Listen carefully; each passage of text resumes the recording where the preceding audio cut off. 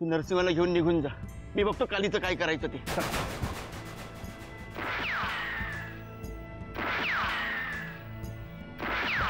अगर आपके पति उस जंगल में होंगे तो हम उन्हें यकीनन ढूंढ निकालेंगे।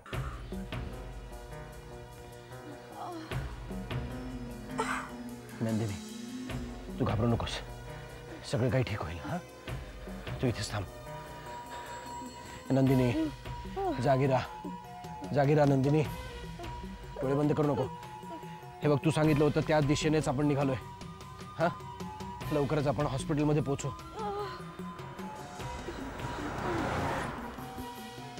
नंदिनी, मला वाटतं नंदिनी आपण पोहोचलोय तिकडे। मी आलो, बघून येतो मी। नंदिनी, नंदिनी, जागी राहा। आलो मी, आलो।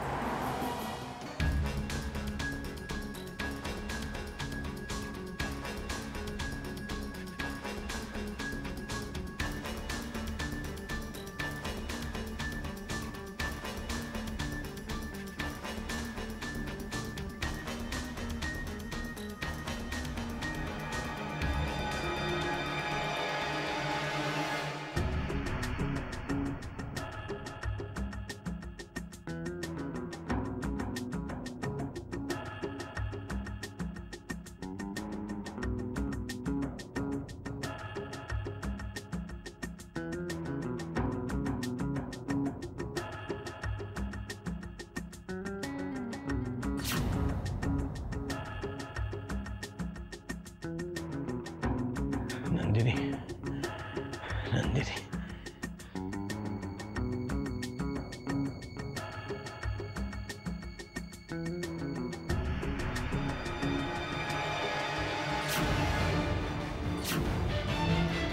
नंदिनी, नंदिनी, रस्ता आहे तिकडेच, जवळच रस्ता आहे नंदिनी, आपण पोहोचलो तिकडे। चल नंदिनी, लवकरच हॉस्पिटलमध्ये। नंदिनी, चल नंदिनी, नंदिनी, नंदिनी, तुला काही नाही झालं नंदिनी? चल नंदिनी।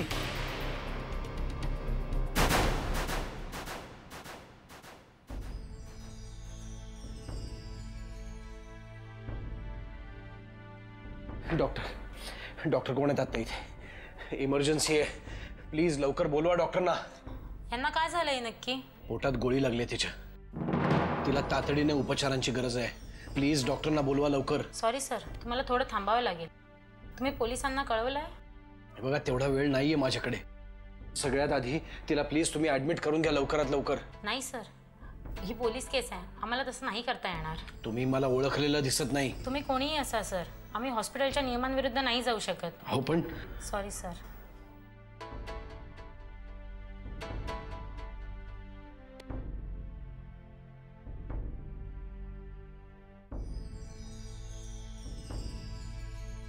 नंदिनी, नंदिनी, नंदिनी, जागी राहा नंदिनी, काही होणार नाही तुला।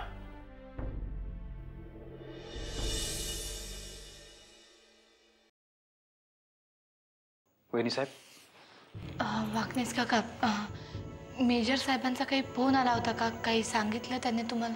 नाही, अजून नाही फोन आला, येईल पण ते म्हणाले काही कळालं की लगेच फोन करतो। नाही, तर त्यांच्याकडून काही कळू न कळू आपणच तिकडे जाऊन येऊ। वहिनी साहेब, अहो तुमची तब्येत बरोबर वाटत नाहीये, तुम्ही आराम करा। नाही वाकनेस काका, मला होतं असं मधून मधून, आपण जाऊन येऊया। अहो नाही, तुम्ही रात्रभर जाग्या होता आणि काही खाल्लेलं पण नाहीये फारसं। नाही वाकनेस काका, मी ठीक आहे, आपण जाऊन येऊया। नाही, तुम्ही आराम करा, मी डॉक्टरांना घेऊन येतो। वाकनेस काका, खरंच गरज नाही डॉक्टरांची। हो, हे बोलताना सुद्धा तुमचा आवाज कापतोय, असं नाही। मोठ्या भरोशाने माझ्याबरोबर पाठवलंय आत्याबाईंनी तुम्हाला। तुम्हाला काय झालं तर मी तोंड नाही दाखवू शकणार। तुम्ही आराम करा, मी डॉक्टरांना घेऊन येतो।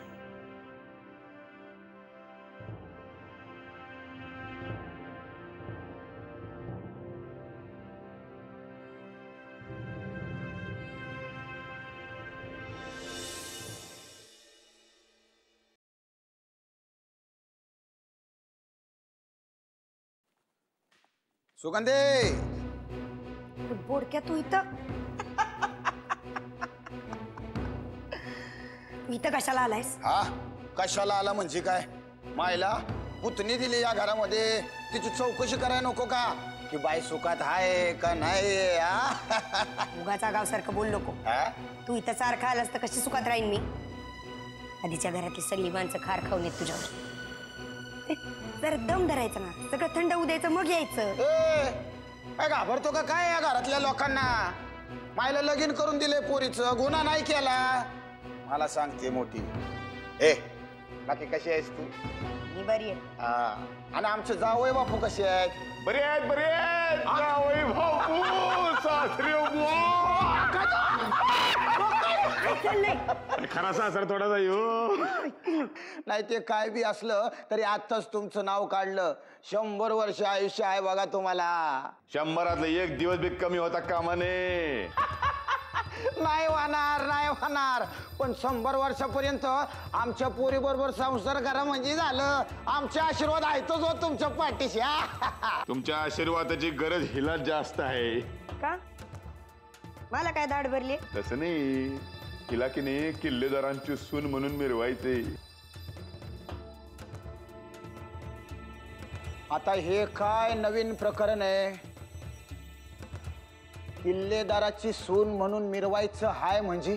अगं अजून मिरवत नाहीस का काय? प्रकरण नवीन नाही, प्रकरण जुनच आहे. लग्न आधीपासून सांगत आलो हिला, किल्लेदारांची लोक लय खवीस आहेत, लय खवीस. आता बसले हात हलवत. नाही पुढच्या काही दिवसात या सगळ्या किल्लेदारांना माझ्यासमोर नाक घासायला लावलं ना, नावाची सुगंधा नाही मी.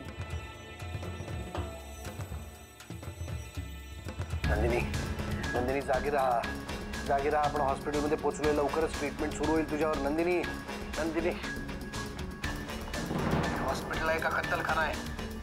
या मुलीच्या पोटात गोळी लागली, तिला ट्रीटमेंटची आवश्यकता आहे. आणि ह्या म्हणतायत की पोलीस केस आहे. काय महत्वाचं आहे?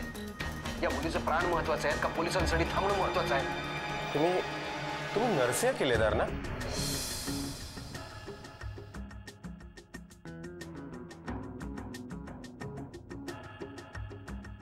हो डॉक्टर, या मुलीने स्वतःचे प्राण पणाला लावून मला वाचवलंय. तिला वाचवणं आपलं कर्तव्य आहे.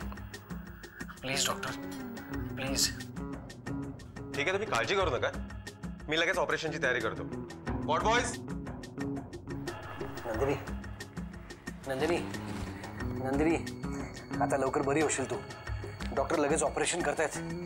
काही होणार नाही तुला. नंदिनी जागी राहा. नंदिनी अहो केवढा अशक्तपणा आलाय तुम्हाला. प्रेग्नन्सीमध्ये एवढा अशक्तपणा आलेलं चांगलं नाही. हो पण सध्या काय चालू आहे तुम्हाला माहिती आहे. मला धावपळ करावी लागते. मला मान्य आहे, पण या परिस्थितीमध्ये तुम्हाला जास्त काही करायचं नाहीये. फक्त आहार वेळच्या वेळेवर घेत जा आणि वेळेवर झोपत जा. मी प्रयत्न करेन. मला प्रयत्न नको आहेत. अहो तुम्ही होणाऱ्या बाळाच्या आई आहात. बाळासाठी तुम्हाला स्वतःची काळजी घ्यायला हवी, हो की नाही? हो. बरं येऊ मी? तसंच काही त्रास वाटला तर मला अवश्य फोन करा. ओके? हो.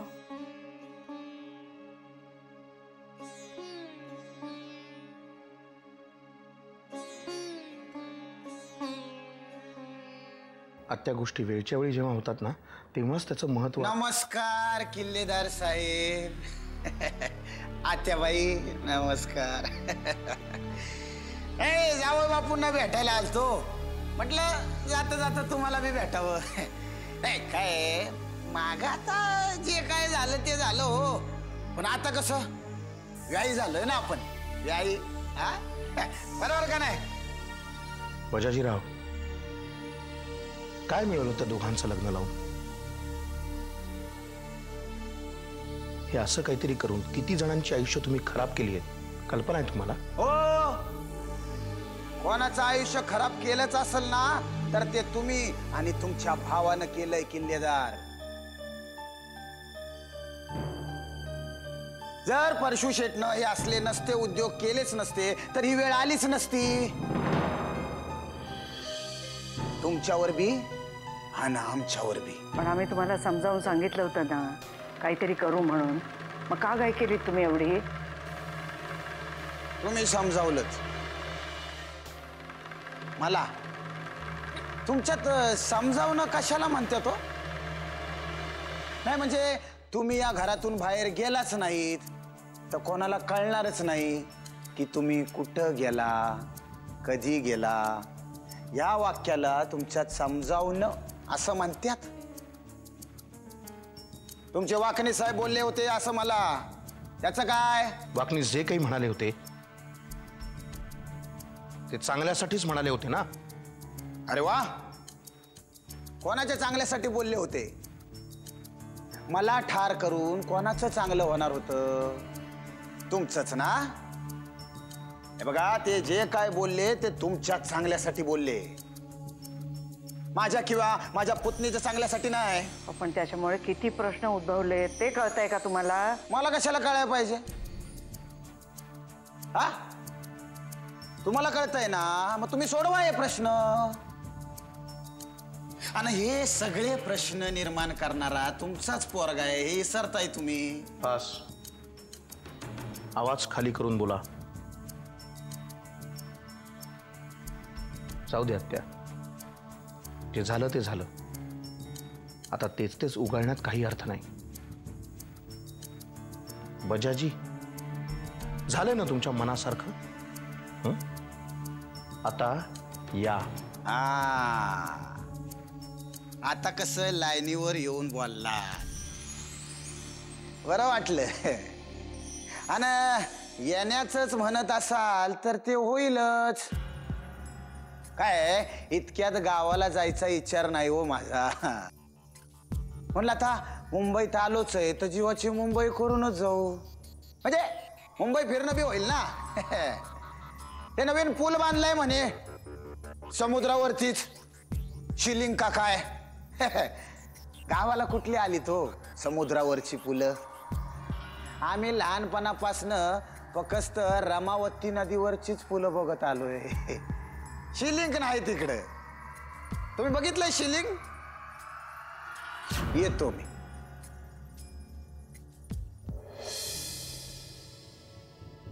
वहिनी साहेब, मेजर साहेबांचा फोन आला होता. काय म्हणाले ते? साहेबांचा पत्ता लागलाय.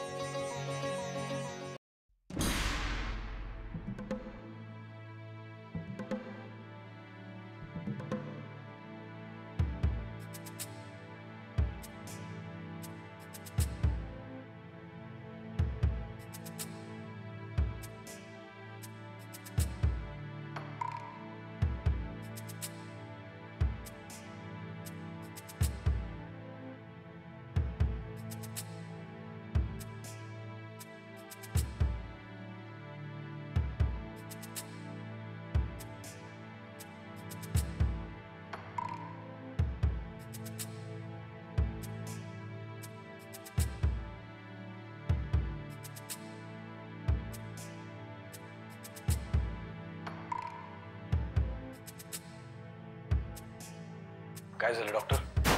आम्हाला त्यांच्या शरीरातली गोळी काढण्यात यश तर आलंय, पण काय? हे बघा, आम्हाला तुम्हाला खोटी आशा द्यायची नाहीये. त्यांची जगण्याची आशा खूपच कमी आहे. ब्लिडिंग खूप झालंय.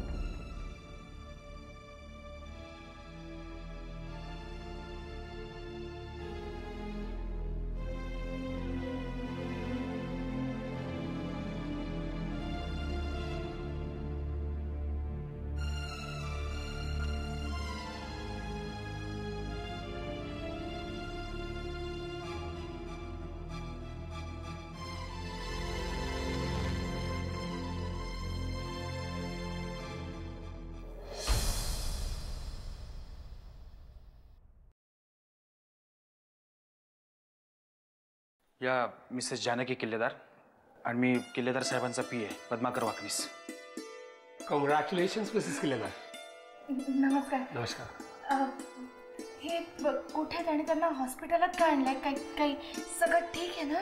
आप बिल्कुल चिंता ना करें, ही इज परफेक्टली फाइन, उन्हें कुछ नहीं हुआ। मग आहेत कुठे ते? This way.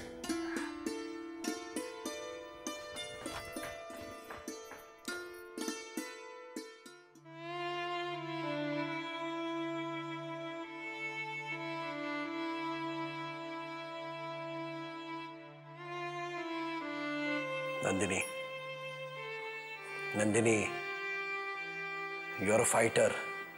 माझी खात्री आहे ही लढाई पण तू जिंकणार आहेस. सगळं नीट होईल, व्यवस्थित होईल नंदिनी. मी नेहमी चुकीच्या लढाया लढले ना? नाही नंदिनी, अजून लहान आहेस तू. तुला जो मार्ग दिसला त्या मार्गावर तू चालत निघालीस. यात तुझा काहीच दोष नाहीये बाळा. आता पटकन बरी हो. तुझ्या बाबांना भेटायचं ना तुला? तेवढा वेळ नाही आता माझ्याकडे. मी डॉक्टरांना माझ्या बाबांना सांगा की मी त्यांचा शब्द मोडू नाही दिला. नंदिनी, मला माफ करा. नाही नंदिनी, तू माफी मागायचं काहीच कारण नाहीये. अजून तुला खूप जगायचं आहे, खूप.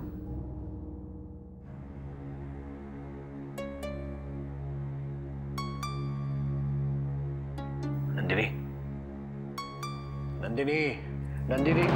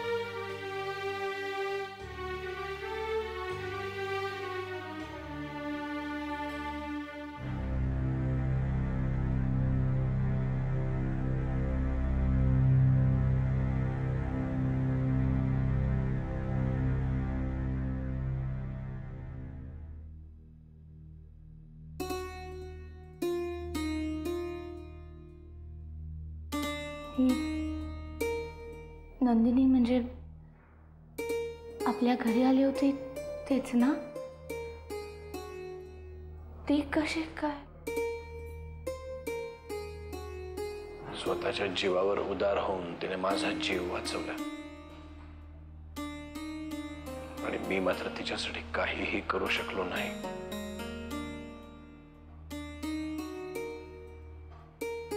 असं का म्हणताय तुम्ही? तुम्हाला जेवढं शक्य होतं तेवढं तुम्ही केलंत ना? नाही जानकी, तुला माहित नाही तिनं माझ्यासाठी काय काय केले ते. आजपर्यंत ती होती म्हणूनच निभावं लागला माझा. बापासारखं वागवलं मला तिनं. माझी मुलगी मानलं मी तिला.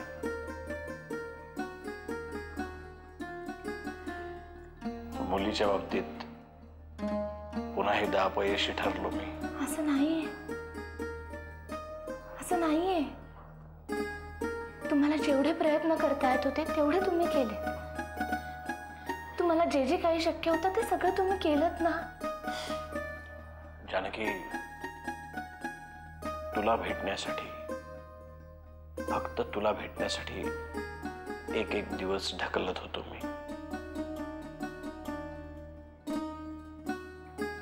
वाटायचं मी तुला भेटल्यावर काय बोलेन,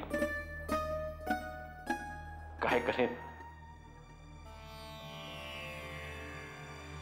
पण खरंच जानकी, आता तुला भेटल्यानंतर मला कळत नाहीये मी काय बोलू, काय करू. तुम्हाला काही बोलण्याची गरज नाहीये. तुम्ही आलात, सगळं परत मिळालं मला. इतके दिवस तुम्हाला बघण्यासाठी डोळे हातवर झाले होते माझे. माझं आयुष्य, माझं जग परत मिळालं आज मला. माझ्या भाग्याचं, माझ्या सौख्याचं, लेणं सोन्याचं माझं कुंकू. रोज पूजिते, रोज